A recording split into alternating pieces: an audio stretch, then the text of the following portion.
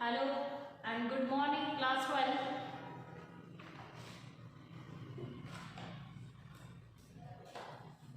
Last video तक हमने पढ़ा we are reading the tiger king और स्टोरी ऑफ सप्लीमेंट्री रीडर। हमारी सप्लीमेंट्री रीडर की इस इंटरेस्टिंग स्टोरी को हमने पढ़ा और आई होप कि यू विल रीड ऑल्सो कि आप लोगों ने भी पढ़ा होगा। लेकिन आप लोग अगर ये थोड़ा सा ढिलाई जो बरतते हैं इट इज नॉट करेक्ट और ट्रू फॉर यू, आपके लिए ये सही नहीं है। आप लोगों को कंटिन्यू अपनी स्टडी को रखना है और the tiger king is an interesting story, एक रोचक कहानी है, एक रोचक कहानी है। और यदि हम इस कहानी की, मैं ये नहीं कहती कि इस कहानी में कोई मॉरल है, लेकिन अगर इस कहानी का अगर मॉरल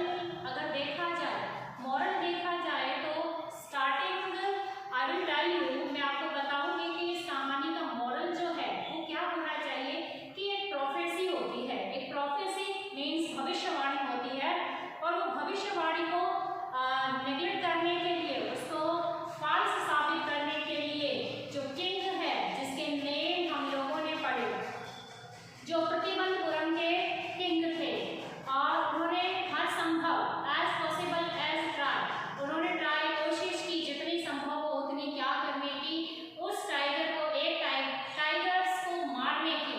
क्योंकि टाइगर जो था, tiger was the cause of his death. वो टाइगर जो था, एक टाइगर जो था, चीता जो था, वो उसकी मृत्यु का कारण था।